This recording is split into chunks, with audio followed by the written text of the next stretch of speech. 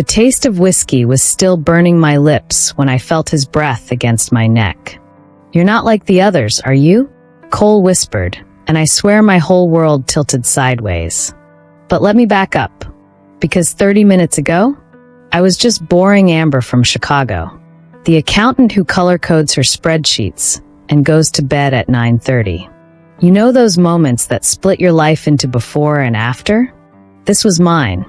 Look, if you're here for stories about stepping into the unknown, about nights that change everything, hit that like button and subscribe right now. Because what I'm about to tell you, it's gonna make you question everything you thought you knew about playing it safe. Drop a comment below telling me where you're watching from and what time it is. I love connecting with you, beautiful souls from around the world. So there I was, staring at this cream-colored invitation with gold lettering. Brielle's Nashville bachelorette weekend. My college roommate, the one who used to sneak boys into our dorm while I studied for midterms. Why did she even invite me? I mean, we hadn't talked in like 2 years. Maybe 3? Not since her engagement photos flooded my Instagram feed. Her perfect life. Her perfect fiancé. Everything I thought I wanted but never had the guts to chase. My apartment felt smaller that night. Gray walls. Gray couch. Gray life. You ever feel like you're disappearing? Like actually becoming invisible while everyone else is living in Technicolor? That was me. 28 years old and fading into beige. My ex-boyfriend Trevor had said it best when he left. "Amber, being with you is like dating vanilla pudding. Safe, predictable, but where's the flavor?" Ouch, right? But here's the thing about rock bottom. Sometimes it's the perfect launching pad. I booked that flight to Nashville before I could chicken out. Nashville hit me like a shot of bourbon mixed with pure possibility. The Uber dropped me off at this rooftop venue downtown. Not some dingy hotel suite, but this gorgeous space with string lights and a view of Broadway that made my heart skip. "Amber." Brielle's voice cut through the country music pumping from hidden speakers. She looked exactly like her Instagram, blonde highlights, perfect teeth, that confident smile I'd always envied. "Oh my God, you actually came." She squeezed me so tight I could smell her expensive perfume. "I wasn't sure you'd show." "Thanks for the vote of confidence, Brie." The other women were already there. Cassidy, the maid of honor, with her pixie cut and infectious laugh. Valencia from Brielle's marketing job, all curves and confidence in her little black dress. Then there was I, navy blue cardigan, sensible flats, looking like I was here to audit their taxes. "Drink." Brielle shoved a mason jar into my hand. Something amber-colored that smelled like courage and bad decisions. The Nashville skyline twinkled below us. Neon signs from the honky-tonks on Broadway painted everything in shades of pink and blue. For the first time in months, I felt alive. Like maybe Trevor was wrong. Maybe I wasn't vanilla pudding. Maybe I was just waiting for the right moment to be something else. "So tell us about the entertainment," Cassidy giggled, already tipsy. "Entertainment?" I glanced at Brielle, who had this mischievous sparkle in her eyes. "Oh, you'll see," she said, checking her phone. "They should be here any minute." The whiskey was making me warm, making the lights blur just enough to feel magical. We were sharing college stories, laughing about professors and parties, and all those dreams we used to have. "Remember when you wanted to be a photographer?" Brielle asked me. "You were always carrying that little camera around." I'd forgotten about that. About the girl who used to see art in everything. When did I stop seeing it? That's when the doorbell chimed. The conversation stopped. Like completely stopped. 3 men walked in, and I swear the temperature rose 10 degrees. They weren't what I expected. Not sleazy or over the top. Just confident. Like they owned every room they entered. The first guy had this easy smile and rolled up sleeves. The second looked like he'd stepped off a magazine cover. All sharp jawlines and knowing glances. But the third one? Dark hair pushed back carelessly. Eyes the color of Tennessee whiskey. wearing jeans and a button-down that fit like it was tailored for his broad shoulders. He looked right at me when he walked in. Not through me, not past me. At me. My stomach did this little flip that had nothing to do with the alcohol. "Ladies," the first guy announced, "we're here to make this a night you'll never forget." Brielle clapped her hands together like she was 12 years old on Christmas morning. The music shifted. Something with a heavier beat, more bass. The kind of rhythm you feel in your chest. And that's when everything changed. They started slow. Just dancing, really. Moving to the music with the kind of easy confidence that made you forget to breathe. The rolled sleeves guy spun Cassidy around, making her giggle. Magazine cover guy was teaching Valencia some line dance steps. But Whiskey Eyes. He stayed near the edge of the group, moving just enough to catch the light. Watching. Waiting. The first shirt came off maybe 10 minutes in. Then another. The room filled with cheers and laughter. The kind of wild energy I'd only ever watched from the sidelines. I pressed myself against the railing, mason jar clutched in both hands. This wasn't me. This was definitely not me. "You okay?" Brielle appeared at my elbow, her cheeks flushed. "Yeah, just taking it all in." She followed my gaze to where Whiskey Eyes was now unbuttoning his shirt with deliberate slowness. His chest was, Jesus, like he'd been carved from marble. "That's Cole," Brielle said with a knowing grin. Cassidy requested him specifically. Said he was the best. The best at what, exactly? As if he heard us talking, Cole looked over. Our eyes met across the room, and something electric passed between us.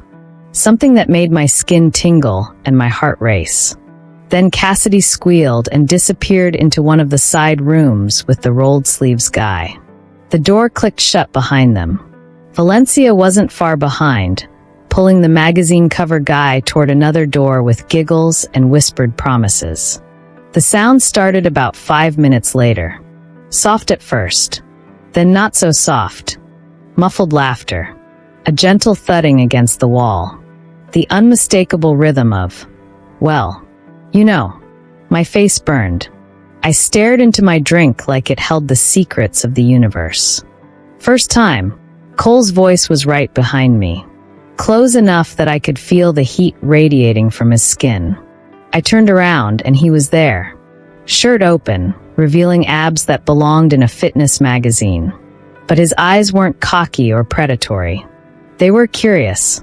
Almost gentle. "First time what?" I managed to say. "At a party like this." He stepped closer, not invading my space, but definitely making his presence known. "You seem like you're fighting yourself." God, was I that obvious? I don't usually. I gestured vaguely at the room, where the sounds from behind closed doors were getting more creative. Usually what? Have fun. There was teasing in his voice, but not mean-spirited teasing. The kind that made you want to prove him wrong. "I have fun," I protested. "Yeah.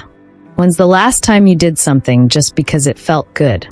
Not because it was smart or safe or what you were supposed to do?" The question hit me like a slap, because I couldn't remember.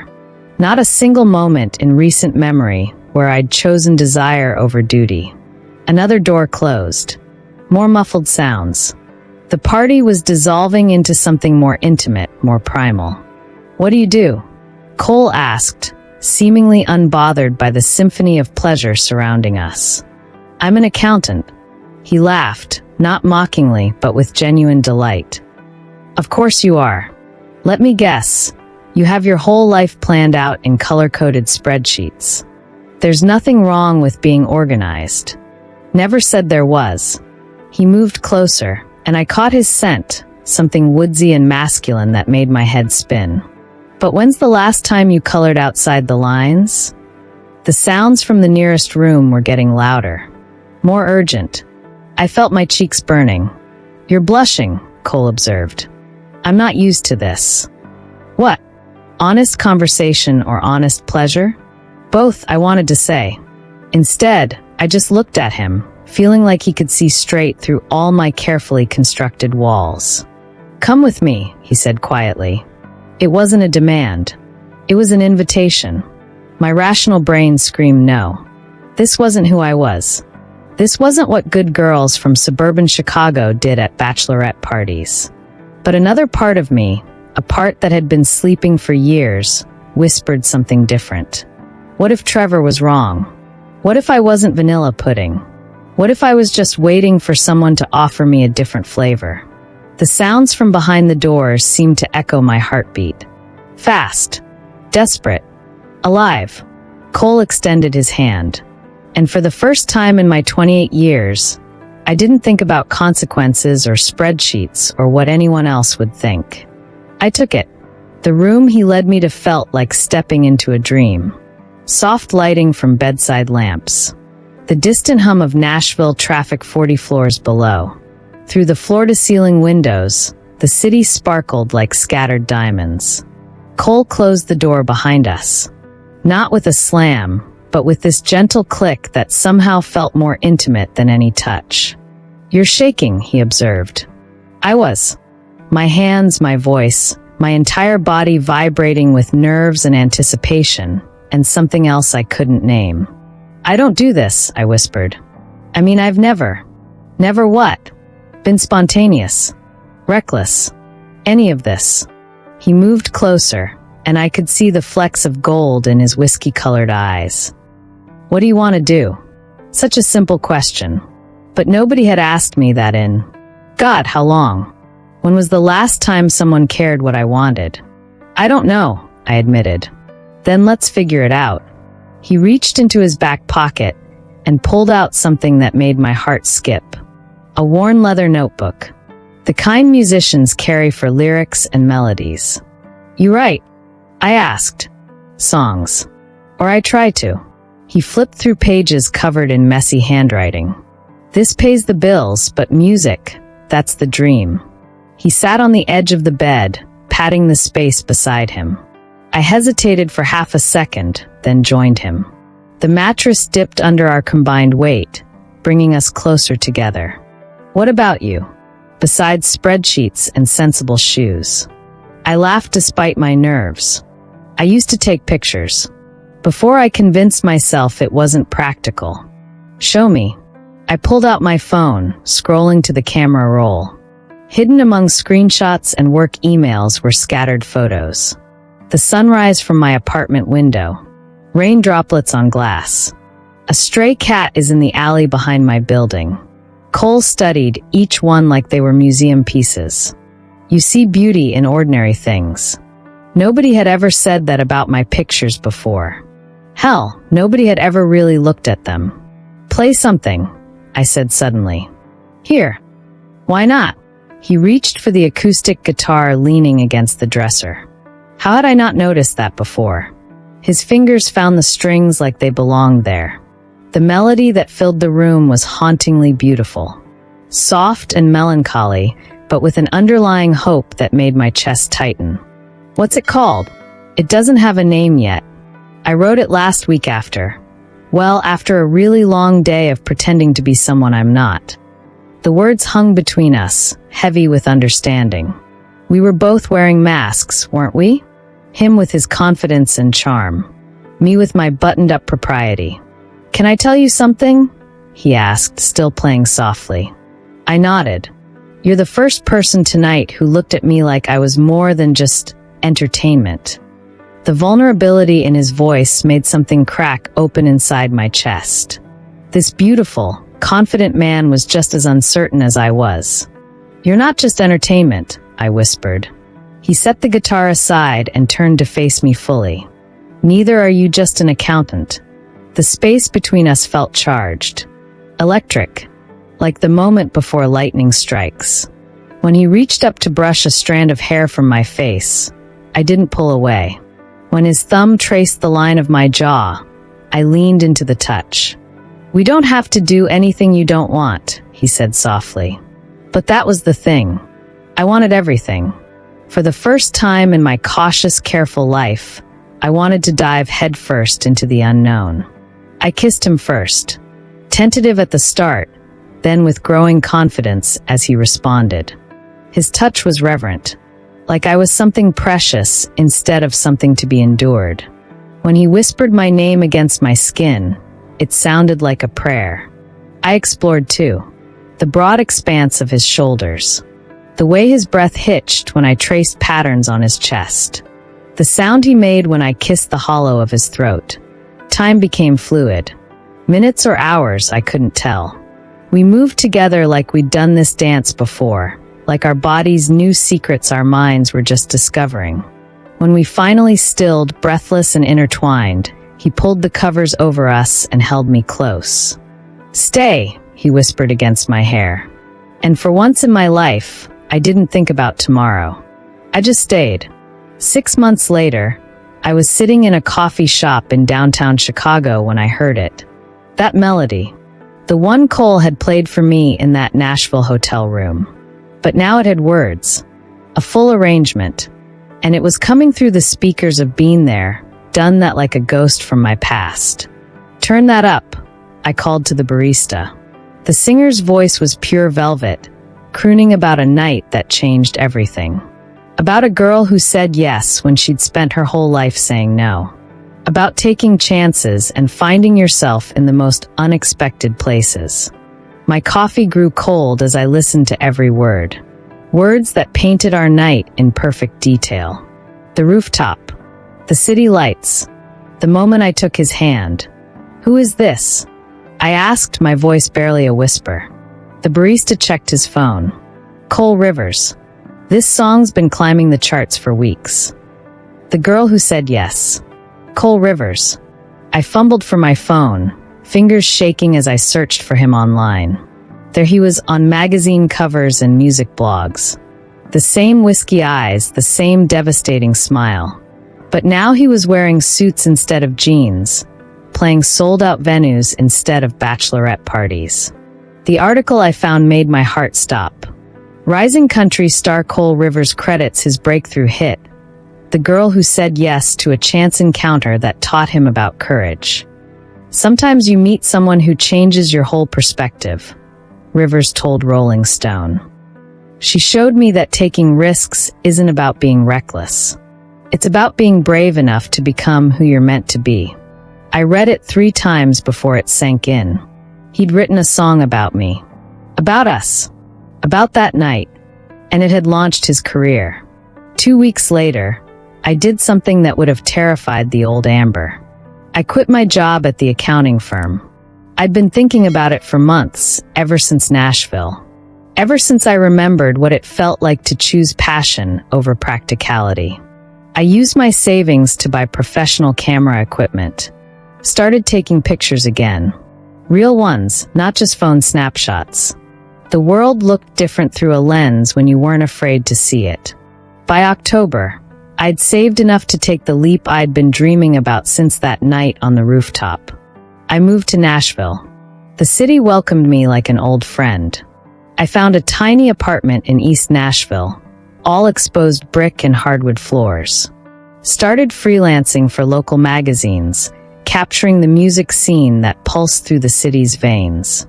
I was sitting in that same coffee shop where I'd first heard Cole's song, editing photos on my laptop, when a familiar voice made me look up. "Excuse me, but aren't you the girl who said yes?" Cole stood beside my table, looking impossibly handsome in dark jeans and a button-down shirt. His hair was shorter now, styled for photo shoots, but his eyes were exactly the same. Whiskey-colored and full of mischief. "Cole," I breathed. "Amber." He smiled, and it was like the sun coming out after a storm. "Mind if I sit?" I gestured to the empty chair across from me, my heart hammering against my ribs. "I heard your song," I said. He had the grace to look embarrassed. I should have asked permission. But that night, it inspired something I'd never felt before. "It's beautiful. So are you." His eyes took in my camera, my laptop, the portfolio spread across the table. "You're doing it. The photography. You're doing it too. The music." We sat there grinning at each other like idiots. 2 people who'd found their courage and followed it all the way home. "Want to get dinner?" he asked. Are you asking me on a date, Cole Rivers? I'm asking you to say yes one more time. This time, I didn't hesitate, because I'd learned something that night 6 months ago. Life isn't about the safe choices or the sensible path. It's about the moments when you decide to be brave, when you choose to say yes. Hey viewers, imagine you were Amber. Would you have taken Cole's hand that night in Nashville? Would you have been brave enough to step outside your comfort zone and change your entire life for a chance at something real? Drop your thoughts in the comments below. If you have a similar experience or story, feel free to share it in the comments. Let's hear from you. And if this story touched your heart, if it reminded you that it's never too late to choose courage over comfort, share this video with someone dear to you. Someone who might need to hear that they're braver than they think. Hit that like button if you believe in taking chances. Subscribe to this channel and stay tuned because I've got more stories about those moments that alter our primary ways of everyday lives. Until next time, remember, sometimes the best adventures start with a simple yes.